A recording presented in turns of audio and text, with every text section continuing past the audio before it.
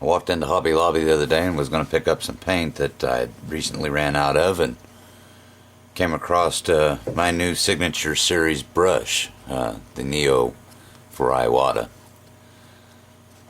Notice the price on it. It's $59.99. For the siphon feed, you're going to look at $69.99. You can save yourself about $10 on the gravity. So it kind of got me wondering,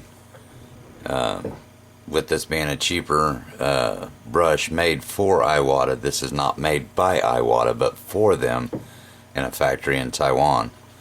So the first thing that came to my mind is Hobby Lobby is always running 40% discounts. That means you can get this brush for about $35 with their 40% discount. So is it worth the $35? Is it a decent brush, or is it just a gimmick product between two companies using Iwata's name to push it out to unsuspecting airbrushers? So I went ahead and picked one up. I don't mind checking things out like this and kind of get, a feel for if the product is any good or not. So let's open it up and see what we got.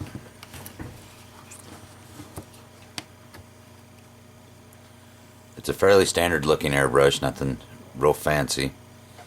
No trigger stop.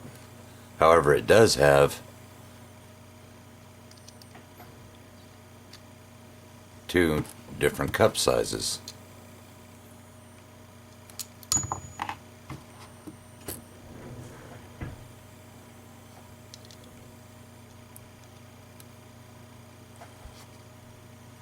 So you can have the mini cup, a 1/4 ounce cup there, or you can have the more standard 1/2 ounce cup. Now, one nice thing about the brush was it does take the standard Iwata threads for the air hoses. So that was kind of a nice thing to maintain.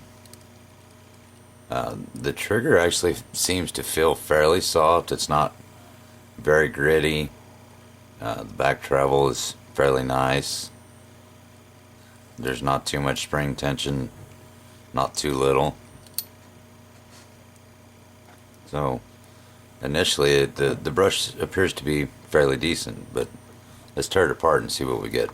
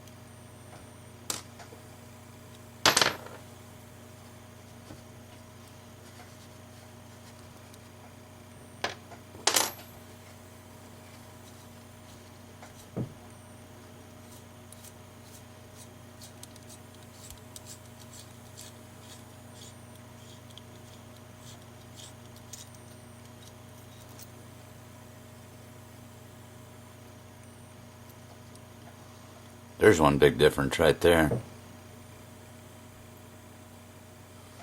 On all my other Iwata brushes, the springs are made from stainless. Not sure what material this is.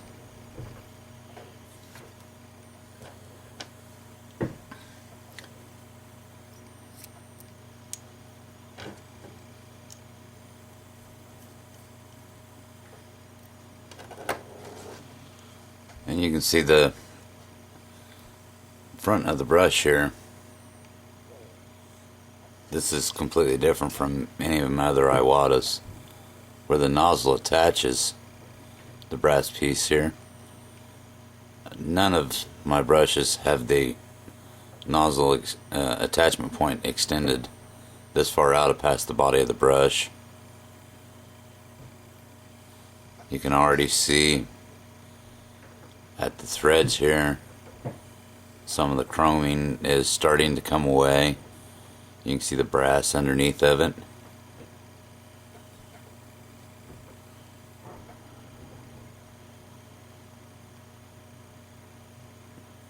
The inside of the brush, the needle packing actually looks like it would be fairly easy to get to as compared to some of my other brushes from Iwata, but so far that's the only plus that I've seen to the Neo design.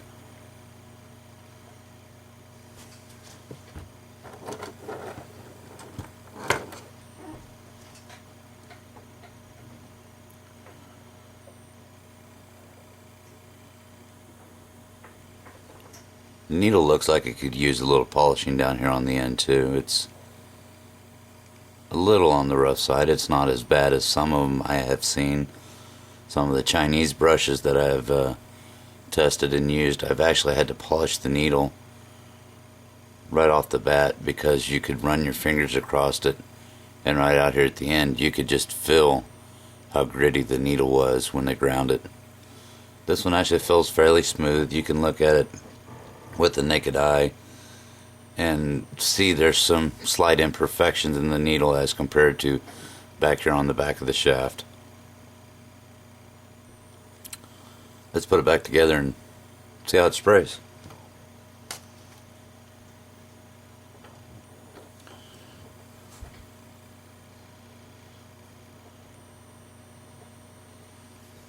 Does appear to have the same needle threads, or excuse me, does appear to have the same nozzle threads at least as a Revolution, which would make it a fairly easy swap from a 0.3 to 0.5. I'll check that out here later and see if I can verify. I'll check that out here later and see if I can verify if the nozzle is the same as the Revolution. Another area where they saved money. The trigger doesn't have a hinge point, just has a ball.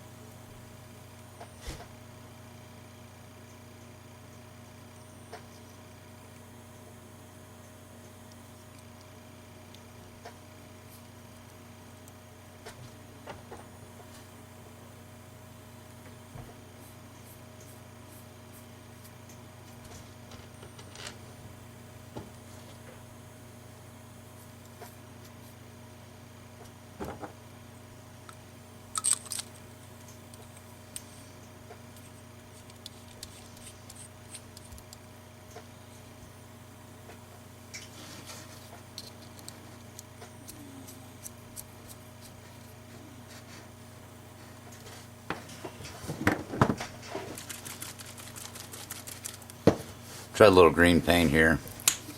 This is about 3 parts paint to a 2-part reducer.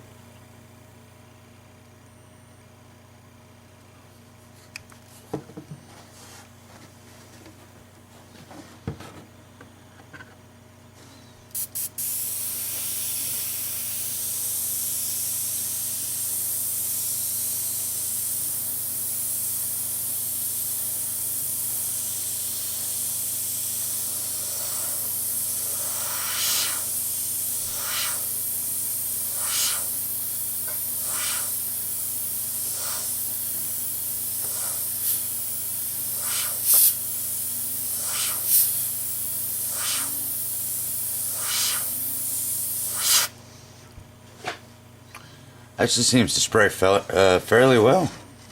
Kind of surprised. I would have thought with the lower airflow would have had more issues, but paint seems to be coming out fairly well.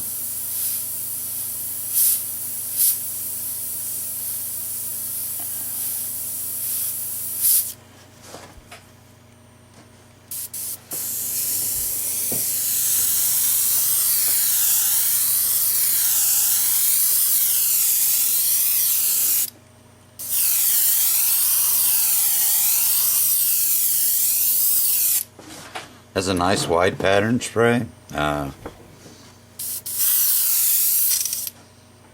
all in all, it seems to spray very controllably. It's got good atomization. I'm kind of surprised with the way it's spraying at this point. So there you have it. The Neo for Iwata. Presently, I would have to give it a thumbs up, but I'll continue to use this on some bodies and see how it works and try to determine if it's a good buy after the first week. Stay tuned.